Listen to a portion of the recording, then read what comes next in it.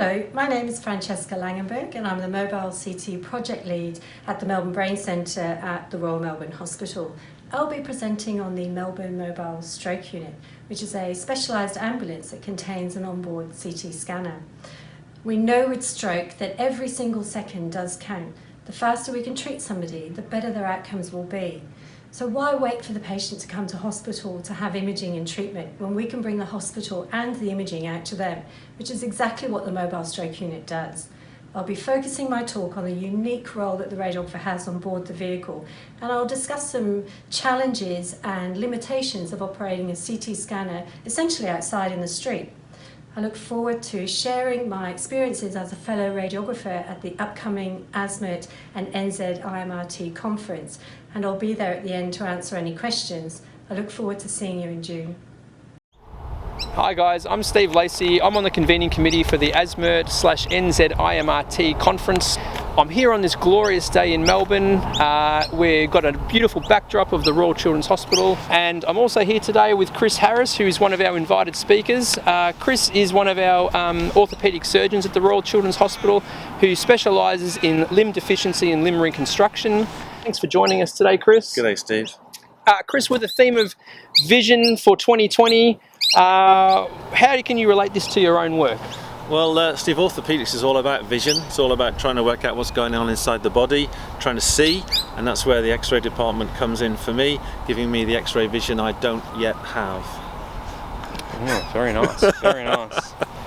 You clearly come across as someone who is very passionate about your work. What motivates you and drives that passion? I think it's all about the human being, the personal touch. It's about what you would want for yourself if someone was looking after you. And the person you're treating, they're another version of you. They're really important, and just to give them the best, your best. And what got you into paediatrics in the first place? Oh, well, I was never going to do paediatrics, but I ended up coming to Melbourne for a fellowship, and I fell in love with the city and this country, and I wanted to come back, and doing peds was my way into Australia. Yeah, okay.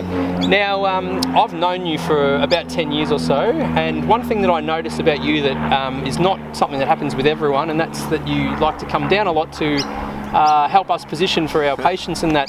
What is it that you do that other surgeons might not necessarily do that you're actually looking for in these situations? Yeah, I think the big challenge for me is my patients are not standard. So I've come to realise that in imaging is all about standardising position and standardising your imaging and stuff. And when life gives you a non-standard shape of a person, it's very hard to fit that shape into your standard procedures. Okay. So I want to know what position was the patient in when the image was acquired, because that can really affect the image that you then get. Yeah, okay. And with the theme for the conference being vision, what's your vision for the future of paediatric orthopaedic work? Yeah, us orthopaedic surgeons, we love orthopaedics because we get to play with technology. We're like DIY people, but we get all the latest gadgets. So there's all that side of the vision of the future. What does the future bring for us in terms of technology? But my vision also is the way we communicate and work as a team, that we understand what we're trying to achieve together as a team. And yeah, that's my passion. Oh, that's fantastic.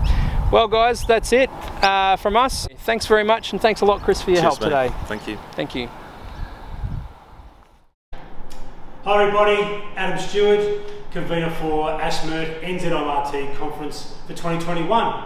And I'm here today in our Joan Kirner Women's and Health Centre with our head of Western Health, our head of Joan Kirner for paediatric imaging, Michael Troller, who's also one of our presenters at our conference. So Michael, tell us a bit about the title or concept of your presentation and a bit of insight into the presentation you're going to give. So I'm actually doing two presentations. The one I'm doing by myself is entitled Quantifying Beam Divergence, which sounds a bit scientific, but I promise the presentation is not that scientific.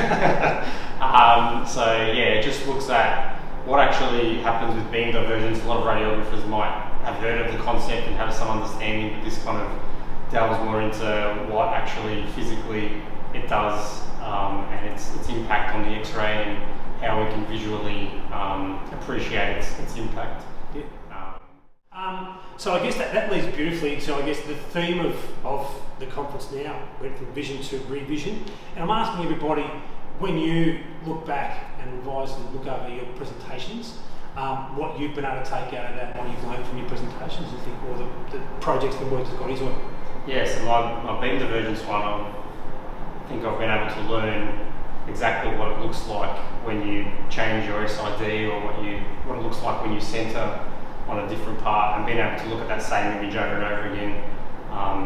Obviously using a phantom, I can play around a lot with all those sorts of things, and now I learn what I'm able to change in real life scenario when I increase my SID or centre on a different part of the anatomy. Yeah, awesome.